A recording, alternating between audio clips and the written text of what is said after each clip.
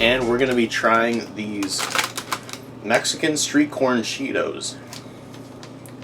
And I've actually made some Mexican street corn at home and it's usually you butter, so you start off by buttering corn and then mixing together a couple of different spices. So this one's got some lime and cheese flavor in it, looks like.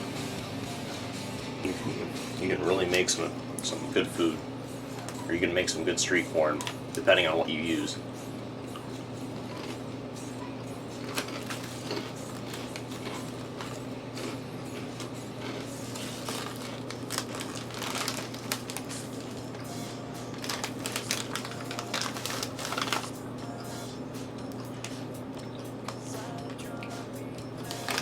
Yeah, it's decent.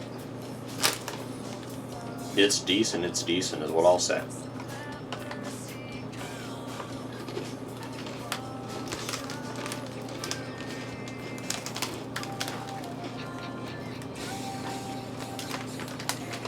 Yep, on the package it says tangy, spicy, and cheesy, which that's how I describe it too. And as for what seasonings they use in here, I couldn't tell you, but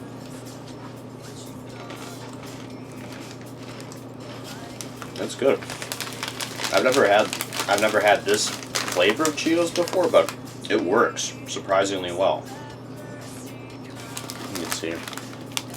This is what I've got for this is what one Cheeto looks like.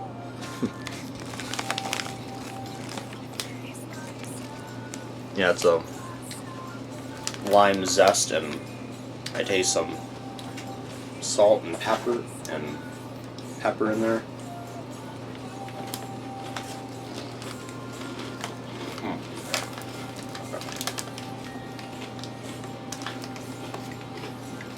Alright, so I guess this turned into more of a montage of me trying food. I'm gonna set that aside too. I'm just gonna eat this pork.